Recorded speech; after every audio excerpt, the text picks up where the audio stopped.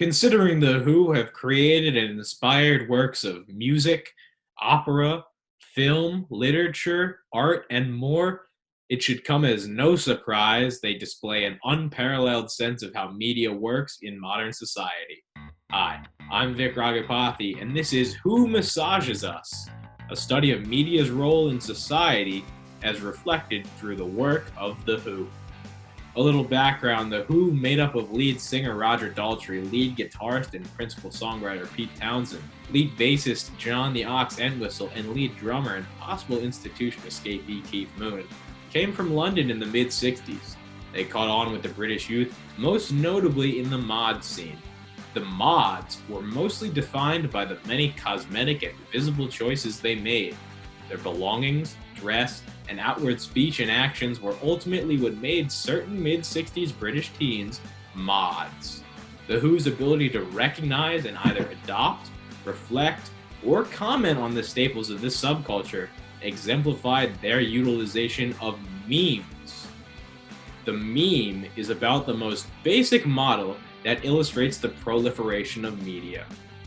A meme is any idea, belief, or behavior that can be spread and copied. For example, here's Keith Moon wearing a sweater emblazoned with the now famous Target logo. However, this isn't just a symbol of the Who as many people now know it to be. The roundel, fashioned like this, was first used in World War I. The French Air Force began using one with a red outer ring and a blue inner circle to identify their planes among their own pilots. Soon the Royal Air Force adopted the same practice, but with the colors inverted. Decades later, pop artists like Jasper Johns used the roundel in their work, as they often made use of a number of prevalent images and symbols. Keith Moon was in tune with the pop art movement in the 60s and began wearing clothes featuring symbols like the Union Jack and this RAF roundel. Then the mod movement adopted the roundel, and it has become a classic example of the meme, one that has been reproduced and repurposed multiple times after its initial creation to signify different things through the years. What began as a military symbol is now more closely tied to the Who due to their use of that meme. That's not the Who's only utilization of memes, though.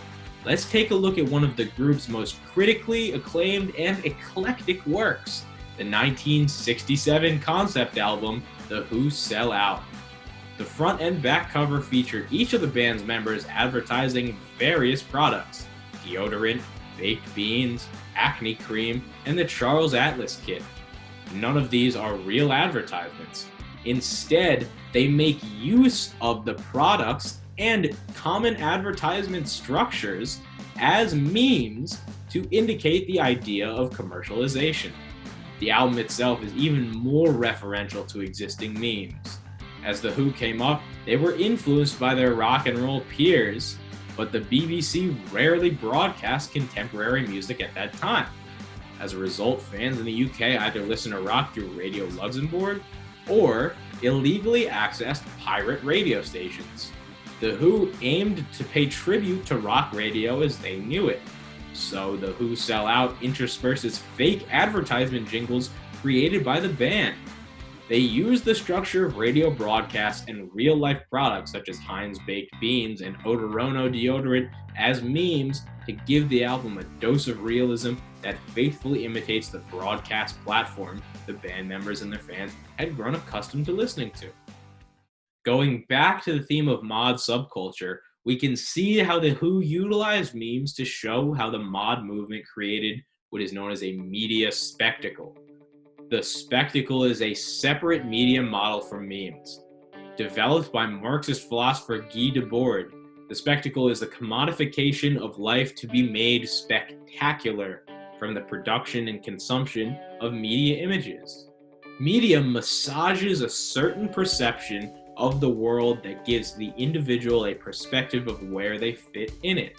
The group's second rock opera, Quadrophenia, released in 1973, shows how memes contribute to a spectacular viewing of society and form an individual's perception of how they fit in.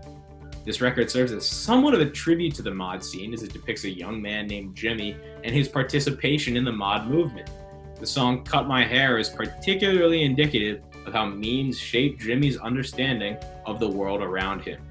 He details all the cosmetic things he needs to do to fit in with his fellow mods, from keeping his hair cut short, to dressing in tailored suits, tight jeans, and parkas, to taking amphetamine pills and riding around on his GS scooter. Jimmy's only sense of self comes from his association with the mod movement, being one of the faces, to use a bit of mod slang.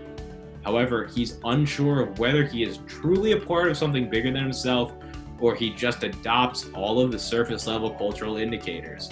From magazine depictions of mod stylings to songs of bands like The Who, the mod lifestyle is commodified to the point that it's no longer an organic movement, but one influenced by media imagery. Mods like Jimmy are no longer living a real mod experience, whatever that may be, but are rather participating in a simulated existence based on the predominant memes of the subculture. As he reckons with feelings of fraudulence, Jimmy eventually abandons modhood. Mediated perceptions of what it means to be a mod have taken over the actual point of the mod movement. The Who are perhaps the most prolific storytellers in pop music history, and a number of the stories they tell have strong themes of how societies and individuals get controlled and then break free of that control. What they so perceptively realize is that mass media always has a role in shaping the way members of society perceive the world around them.